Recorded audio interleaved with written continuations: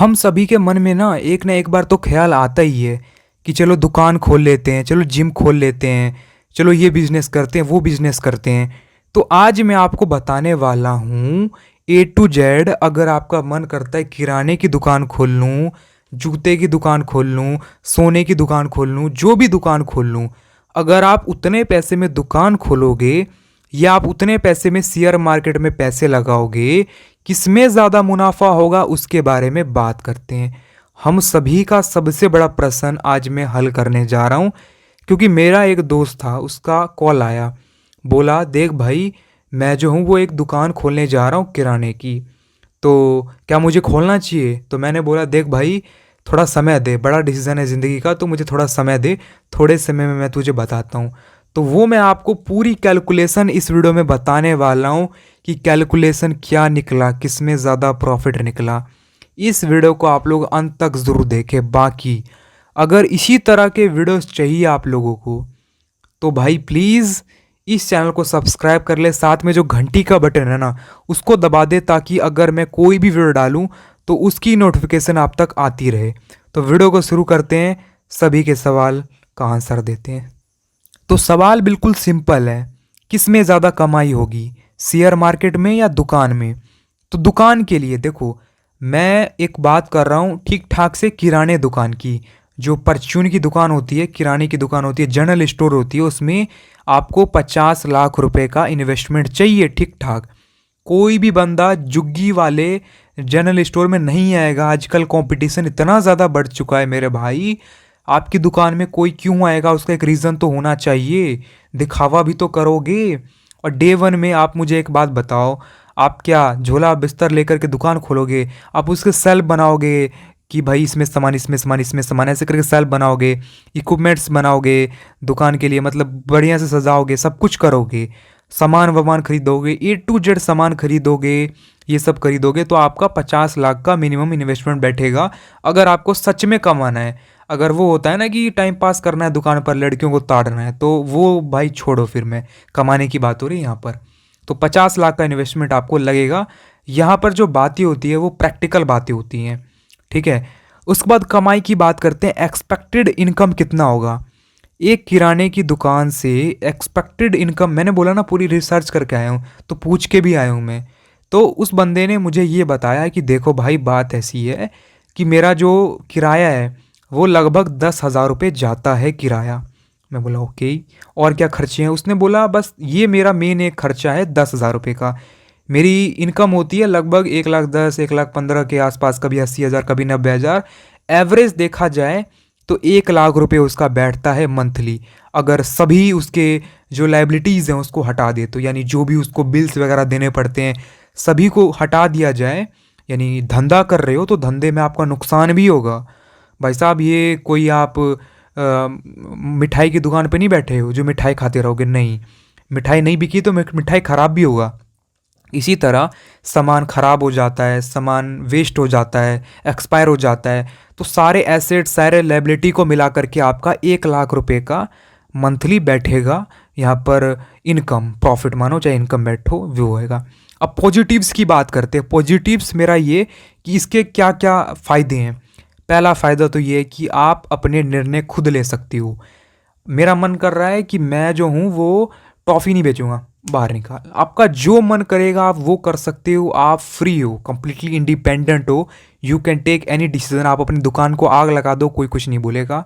आप इंडिपेंडेंट हो, आप अपने डिसीजन खुद से ले सकते हो। दूसरी, ये दोनों इसी में आ गए, आप अपने मर्जी के मालिक हो और आप अपना निर्णय खुद ले सकते हो, ठीक है। ये दो बातें हैं। अब नेगेटिव्स की बात करते हैं। पैसे गंवाने का खतरा। पैसे गंवाने का खतरा से मेरा ये मतलब है कि भाई साहब, कोई बंदा आपसे ले लिया यहाँ पर, कहते हैं ना कि उधार दे दो, नहीं दोगे तो कोई उस वो आप अपना बिजनेस खराब करोगे, क्योंकि बिजनेस में यहाँ पर लोन लेना पड़ता है भाई। मतलब लोग आपसे उधार लेंगे, क्योंकि अगर आप उनको उधार नहीं दोगे तो वो आपको रूड समझ करके आपकी दुकान पर कभी भी नहीं आएगा। बिजनेसमैन को उधार देना पड़ता है तो ही उसका धंधा बढ़ता है। नहीं दोगे उधार तो कर लो विचार, वो दुकान पे दोबारा नहीं आएगा, बिजनेस खराब होता जाएगा। तो उधार देना पड़ेगा, चांसेस हैं कि आपका उधार रिटर्न आए। पैसे गंवाने का खतरा। चोरी डकैती, आग लग गई, ये हो गया वो हो गया, एक्सपायर हो गया माल, आग लग गई, जो भी हुआ, आपका ये जो माल है ना वो ख़राब हो सकता है, समझे। इसमें एक पूरा आपका जो इन्वेस्टमेंट है, पूरी जो कैपिटल है वो डूबने का भी चांस है। काम नहीं तो पैसा नहीं, काम नहीं तो पैसा का मतलब आप अपना दुकान खोलोगे ही नहीं। आप बोलोगे मैं आलसी हूँ, मैं सो रहा हूँ। भाई काम नहीं करोगे तो पैसा कैसे कमाओगे। तो काम नहीं तो पैसा नहीं, ये इसका एक नेगेटिव है कि आप सो रहे हो पैसा बन रहा है, वो नहीं होगा। धंधा बंद करते ही तुरंत पैसा रिटर्न नहीं मिलेगा। आपने जो 50 लाख का सामान भर के रखा है, सेल्स बना करके रखे, काउंटर बना करके रखे हैं, आप तुरंत बेचोगे, तुरंत थोड़ी ना आपका 50 लाख का माल खत्म हो जाएगा। अरे भाई मुझे धंधा बंद करना है, तो आपको आज के आज आपका सारा कैपिटल थोड़ी ना रिटर्न मिल जाएगा, नहीं मिलेगा ना। आज आपको धंधा बंद करना है, 1 महीना 1.5 महीना आपको लगेगा सामान को बेचने में, सामान को क्लियर करने में, तो आपका जो है मतलब पैसा रिटर्न मिलेगा। उसमें थोड़ा सा लॉस ही होगा, क्योंकि धंधा बंद करोगे तो डेफिनेटली थोड़ा सा लॉस हो रहा है तभी तो धंधा बंद करोगे। प्रॉफिट हो रहा है तो धंधा तो चलाओगे, और लॉस हो रहा है तभी तो धंधा बंद कर रहे हो। शेयर बाजार के लिए अब आते हैं स्टॉक मार्केट, शेयर मार्केट के ऊपर। अगर आप 50 लाख रुपए शेयर मार्केट में इन्वेस्टमेंट करोगे, 15% के रिटर्न से 15% का रिटर्न मिल जाता है। चाहे तो डाटा निकाल करके देख लेना पिछले 40 साल का, ठीक है। आपका जो एक्सपेक्टेड अर्निंग है मंथली, वो है दोस्तों 70 हज़ार का। अगर आप सही से डाइवर्सिफाई करोगे, हर तरह के सेक्टर में इन्वेस्टमेंट करोगे, तो आपका जो मंथली अर्निंग है, एक तरह से शेयर का जो प्राइस बढ़ेगा डिविडेंड वगैरह से, डिविडेंड भी इंक्लूड है इसमें, 70 हज़ार रुपये आपका मंथली बैठेगा। तो आप सोच रहे होंगे कि कहाँ 1 लाख रुपये, कहाँ 70 हज़ार रुपये। पूरी बात सुनो, उसके बाद बात करना, ठीक है। तो पॉजिटिव्स की बात करते हैं इसकी। आप सो रहे हो, अरे भाई मुझे नींद लगा, अरे कोई नहीं भाई सो जा, सोते सोते पैसा बनेगा यहाँ। बिना मेहनत पैसा कमाओ, कोई काम नहीं कर रहे हो, दिन भर मतलब टाइम पास कर रहे हो, तो भी आपका पैसा बनेगा। दुनिया के बड़े बिजनेसमैन आपका पैसा बढ़ाने में आपकी मदद करेंगे। ये मैं क्या बोल रहा हूँ, अगर आप रिलायंस इंडस्ट्रीज़ में पैसा लगाती हो तो आपकी मदद कौन करेगा, मुकेश अंबानी। अगर आप टाटा में पैसा लगाती हो तो आपका रतन टाटा पैसा बढ़ाने में मदद करेंगे, समझ गए। आपका बड़ा बड़ा बिजनेसमैन, इंडिया के जो टॉप बिजनेसमैन है, वो आपका पैसा संभालेंगे। तो गलती की तो गुंजाइश ही नहीं है शेयर मार्केट में, जब बड़े बड़े बिजनेसमैन आपका पैसा बढ़ाएंगे। तो जब मन करे तब आप अपना पैसा रिटर्न ले सकते हो। आप अपनी होल्डिंग्स क्लियर करो, शेयर बेचो, अगले दिन 2 दिन में आपका पैसा आपके अकाउंट में, नो टेंशन, ठीक है। 24/7 आपका समय होगा। अरे भाई वही बात आ गई, यहाँ पर आप कितना कमा रहे हो, यहाँ पर आप कितना कमा रहे हो, 1 लाख कमा रहे हो। यहाँ पर आप कितना कमा रहे हो, 70 हज़ार कमा रहे हो। 1 लाख कमा रहे हो तो दिन रात चड्डी बनियान एक करके मेहनत करके 1 लाख बनेंगे।